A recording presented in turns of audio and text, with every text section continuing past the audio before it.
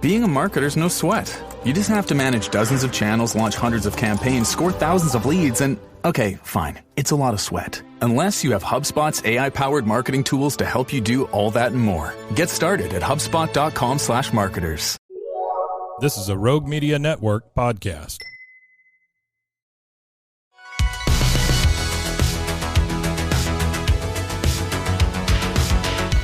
Welcome back to another episode of No Waco. This is your host, Debbie.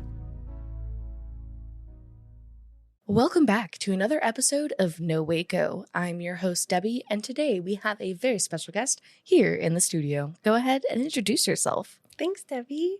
I'm Justine Lisa, and I am the owner of the Carpenter's Daughter, Waco. Whoop, whoop. We are so glad to have you today. Thank you. Bright and early, 9 a.m. on the 21st floor of the Alico building. Yes. With that, of course, the first question I ask our new guests on the show is, what brought you to Waco? Tell me your Waco journey. Yes. So I moved to Waco a little over 5.5 years ago. I actually started my journey at Magnolia. Wow. So I have always loved retail. Mhm. I love the community that retail can cultivate. And I've loved this idea of merging something both beautiful and also functional. So my heart has always been visual merchandising, which has been working with the product, getting the product on the floor and creating these stories for guests and customers as they're experiencing shopping in a space.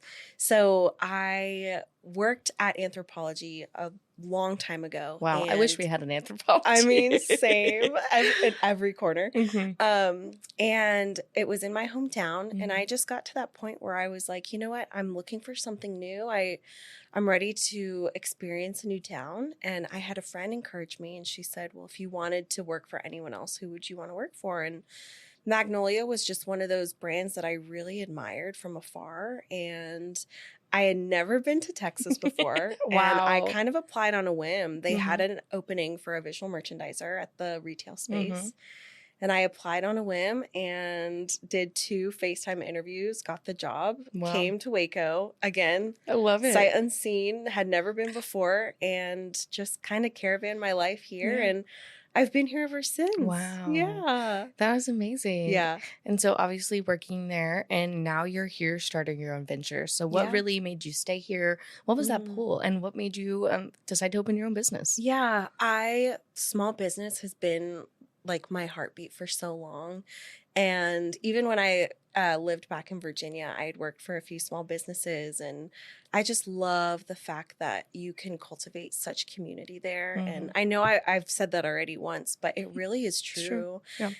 You come into a space and you feel like you're at home, and that's something that I knew that if I wanted to start it somewhere, Waco would be a perfect town for that, because everybody is so encouraging, and We love to hear people that. really want to see small business thrive here. And I fell in love with Waco because of the people. This community really is unlike anything you've ever experienced, and everyone is such a champion for seeing people succeed in their dreams. And there was something about Waco that kept me in. And, you know, I have such a great group of people here that I knew would rally behind me. And even though my family's back on the East Coast, I'm like, I know that I have support from afar, but Waco just felt like one of those places where I'm like, if I'm going to start something, this feels like it's a perfect place to start, because there's so much opportunity and everyone is just so supportive. And so Waco kind of felt like a no-brainer. I love it. Yeah. And so I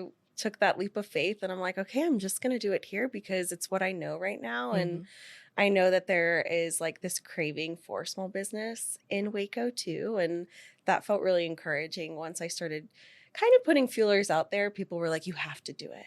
Do it here. And so I'm like, okay, the people are doing it. Well, I love that. So you just had your grand opening this past week on Friday. And so now your doors are open. You're doing the thing. Tell me what you do. Tell me what the Carpenter's Daughter is. Yes. So the Carpenter's Daughter is a curation of home goods, ranging from small vintage home goods to stationery and paper. And then I've also added some bath and body and skincare and jewelry. So I really wanted it to be a space where anyone could come in and find something. And I tell people this all the time. I want it to be such a reflection of my heart into people's homes. And there are so many times where you go into a shop or a retail space and you're like, oh, I was looking for something specific, but I didn't find it. I want this space to feel different. And even if you don't find something, I want people to come in and feel so at home and so loved and warm. And I have a big comfy chair. So I'm like, I want people to come and sit and just rest for a while. So even though, yes, it's a retail space, I do want it to feel like home for people. But yeah, it's a little bit of everything for everyone is how I kind of describe it. My hope is that someone will come in and find something that they weren't even expecting to find. So just kind of the thrill of the hunt there. I love that. Yeah. And so that's amazing. And getting to see that, kind of what was that journey like, getting, from the idea to like actually having your shop together? Yeah. Well, thankfully, I mean, I've wanted to own my own business for as long as I can remember. Even when I was younger, in my early teens, I had always loved this idea of being a small business owner because of what I've seen in the past. And even my parents growing up, they're both artists. And my dad, being a carpenter, he did such a phenomenal job of cultivating these relationships with his clients that I always admired. So I was like, if I'm a small business owner one day, that's what I want to reflect, is just the way that he treated people. They were more than clients, they were friends. And so the process of me getting to this place was the last few years I have dreamed and I have made Pinterest boards and I have done what I needed to financially in order to set myself up for one day being able to say, okay, I'm going to do this and I'm going to go at it really hard. And so even from I ended my time at Magnolia last December, and that's when I was like, okay, I really think I want to pursue this dream of owning my own business. And I'm so grateful because even my time at Magnolia facilitated that. That's because amazing. I saw how passionate everybody there was about, pursuing your dreams and doing something that you feel like you're being called to do. And so when I left in December, I'm grateful that the years before I had put all my ducks in a row to get to a place where I'm like, okay, I generally know what kind of product I want to sell. I've been curating this vintage for about a year and a half now. So I have some inventory and it was just kind of finding a retail space because I knew I really wanted it to be brick and mortar.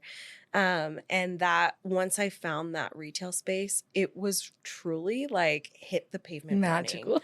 Yes, I went so hard and I was like, I know what I want to have in this space. I already kind of knew what I wanted it to look like and what I wanted it to feel like. So I have very creative friends that have helped me get there along the way. So honestly, once I found that space, I really knew what direction I wanted to go in. And that was pretty quick for me, which was great.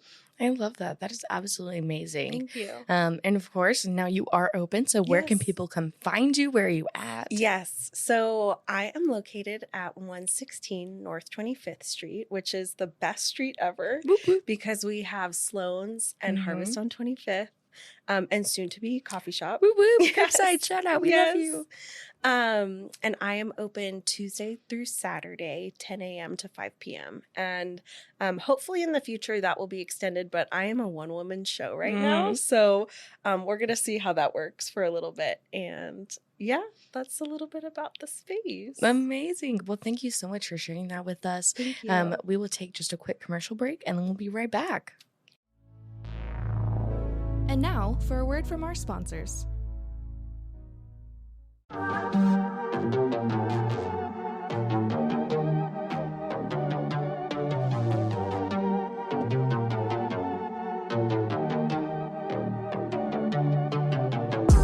Hey y'all, I'm April.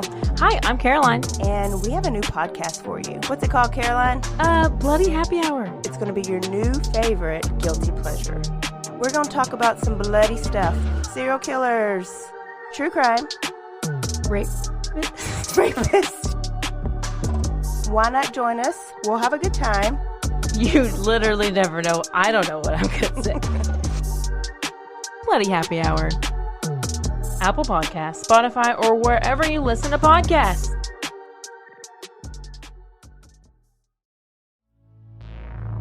And now, back to the episode.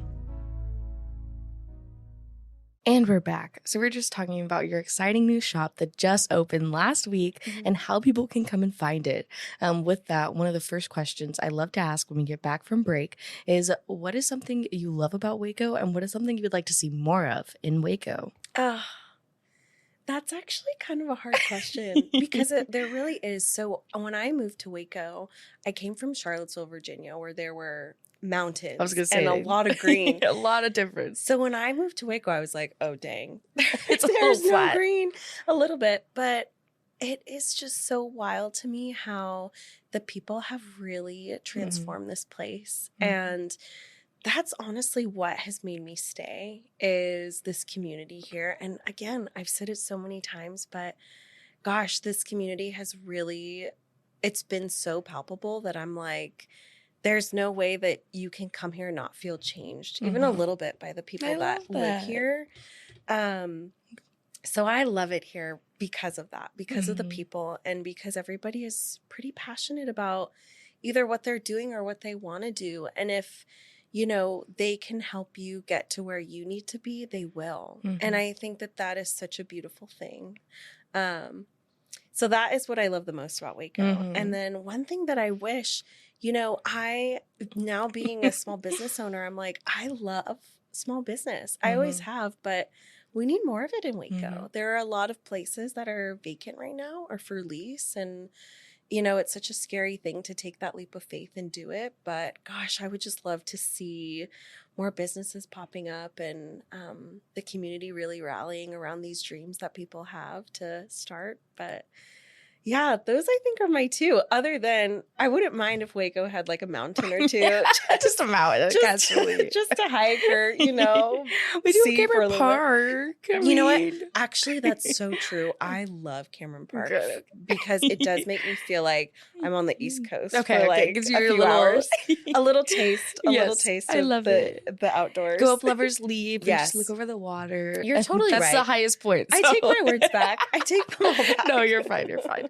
But it is funny because I grew up in the desert. So I grew up actually in West Texas. Okay. So moving here, I was like, oh my gosh, it's so green. So many trees, so much water. Yeah. So it's funny that you say that growing up on the coast and then coming here. Yeah. But I think that's absolutely beautiful getting to see that. And of course, what has it been like? I know you already talked about your journey, but kind of like, what has it been like being a woman-owned business here in Waco? You know, my opening day, I think about it, and it's actually kind of emotional. I'm not going to lie. There was a line out the front door on that Friday, and it was all half of the people I knew, half of the people I didn't. And to just see that support was so beautiful. And it's a lot of women who are like, we've wanted something like this. We've been waiting for something like this because, again, I think it's more than just having a retail space. It's about creating this environment that feels really safe and feels really warm. And so even as a woman-owned business, it's been so sweet to see how much support I have from women and men. And, you know, even being able to dream these ideas, everybody is such a champion for me in that sense. So I just love the way that this community just rallies around you and is able to support you in that way. But yeah, gosh, that opening day, that will always stick with me because there was one point where it was so busy on the floor that I couldn't really move around. And I'm like, oh, thank you, God. Like, this is just everything I could have hoped for in an opening day. So I'm excited to see where this goes, but it's also been so encouraging because you sit back and you realize I can do this. And I'm able to do this, and I'm doing it by myself. But the reality is I've never truly been alone. Like, physically, yes, all the finances are in my name, the business is in my name. But the fact that I've had so many hands helping me and the support that I've had just reminds me that I'm not truly alone in it, which is so great. I love that. And that segues perfectly into my next section. Obviously, shout outs. Yes. Let us know who's helped you along this journey. It sounds like it has been an amazing effort. And really, again, just everybody's rallying behind you. And I mean, even when I saw your shop, I was like, oh my gosh, I have to reach out. Yeah. So please tell me if there's anybody. Don't forget anybody. They'll be mad. I know. I'm like racking my brain because it really... Gosh, even from like the littlest things. So the first person I want to shout out is Liz Housewright. And I actually might get emotional. Aww. She has been such an anchor for me in this season. She's a dear, dear friend. She built a lot of my bigger fixtures that I wasn't able to do. I mean, I don't have that carpentry skill. And my parents came here right when I signed the lease for a few days, and he was able to build some things. But then once he left, I was like, what do I do now? How am I going to get this done? And Liz, she is the most talented, innovative person I know. She jumped in and she was like, I can do this. I can do this. I can do this. And she really took that on. And when I say anchor, she was an anchor for me. I really don't know how I would have gotten a lot of it through the finish line without her. So Lizzo, bestie, I just love you so much.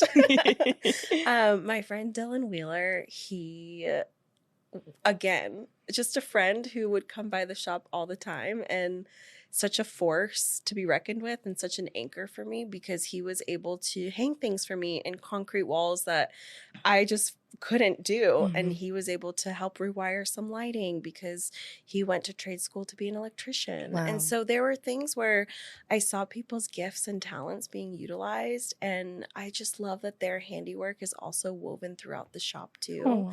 But gosh, Dylan was so incredible because he would text me after he got off of his full-time job and he'd be like, what do you need? And I'd be like, Dylan, I need this hung. And he would come immediately and do it.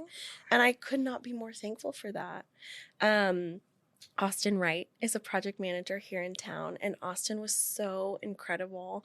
He gave me so many contacts and point of contacts when I needed an HVAC guy, when I needed a guy to do some drywall. Like, he was so generous with his time and his resources. And Austin and I actually used to work together at Magnolia. And so it was just so kind and sweet of him to give so much of his time and his resources. And I'm so grateful for that. I want to shout out my accountant, Allie, and my business lawyer, Bob, because they're both just incredible people. And they were so great in answering all of my millions of questions when I first started. And they were so gracious to me. And the last few shout outs, I don't want to make this so long. I could literally sit here for like an hour. We'd love my to see sweet it. friends, Lauren and Lindsay, they were just, again, so supportive throughout this whole process. And they helped me do a lot of unboxing and a lot of pricing. My friend Carrie, my community group that I met through church, gosh, Sam, Julia, Krista, Daniela, I'm sorry if I forgot anyone. Oh no. But this is like, I really wish that I could spend like hours just sitting in this gratitude because like, even I hope that you know, like, as I'm saying these names, there's so many. Yeah. I like can't That's even the wrap problem, my yeah. mind. I'm like, Lauren, Roffer, like all of these people are coming to my mind. I'm like, if I forgot your name, I'm so sorry. But Just say, and you. and you, and you know who you are. But I'm just so grateful for the Yay. support and these people that really, truly carried me to the finish line. And I would not be where I am without them. And I thank God for that. I love hearing that. This is amazing. Like, honestly, this is one of my favorite parts because usually people will be like, oh, shout out. And I always joke, I'm like, you can shout out your mom, your dog, or your grandma, you know, like whoever you want to shout out. Yeah. But it is so amazing to see that like businesses in our community is built together. And that's what makes us stronger. Yeah. And so it's always wonderful getting to like hear being like, oh, the list just keeps going on. I'm like, no, I love it. Yay. It does. It really does. It's beautiful to see. Thank you. And with that, of course, now where can we find you? How can we support you? Give us your social media, website, all the things. So I am brick and mortar right now. So I won't have an online shop yet. I'm hoping once I'm no longer a one-woman show that I'll have an online platform. But you can find me on Instagram at The Carpenter's Daughter Waco. And then, of course, come and visit at 116 North 25th. But yeah, those are the two ways to get in touch. Amazing. We are so excited. Thank you. I know we are definitely going to have to come and check it out and see all the fun goodies that you have. But I know you just went and got some new goodies, right? So I'm excited. Yes, it's great because my opening was so successful and I'm so grateful for that. But I was looking around at my inventory. I'm like, ooh, I got to go to Round Top, maybe find some treasures. So I put a little Gone Treasure Hunting sign out on the front door and like, be back on the 17th. So Perfect. yeah, had to do some work. Yay. Yeah. Well, we're so glad. Thank you. And with that, of course, I want to give you your moment. Shout out anybody. I know you already did that, but if there's anything else you want to share with our listeners today, now's your chance. Yeah. Again, just thank you to all the people who made the Carpenter's Daughter Waco such a reality. I'm so grateful for that. I forgot to shout out my parents and my I know, family, my It's sister, okay. my brother, all of these people. My two best friends from college actually came on my opening day, and they came with their moms and they helped me run the store. So if I forgot your name, just know that you are so dear to me, and I'm so grateful for your help. But I just want to say a big thank you to Waco and the support that I've had so far in this community. And I'm so excited for what's to come. Yay! Yeah. I'm so excited too. Well, thank you so much for your time Thank today. you. I appreciate you coming all the way over here, Yes. up the street, Yes. and all the way up to the 21st floor of the Alico the building. most beautiful building ever. I'm obsessed. And a beautiful view this Yes, morning. yes. With that, again, thank you so much for your time. Thank you. And I just hope you the best in all Thank your you. endeavors, and hope you are so successful in Oh. all the things. Thanks. Thank you so much. Thank you for having me. Yes, of course. Okay, we're done. Yay.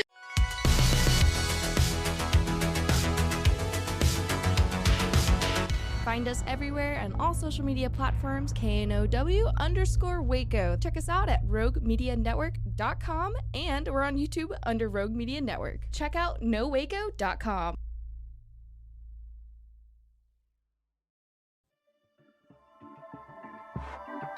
This has been a Rogue Media Network production.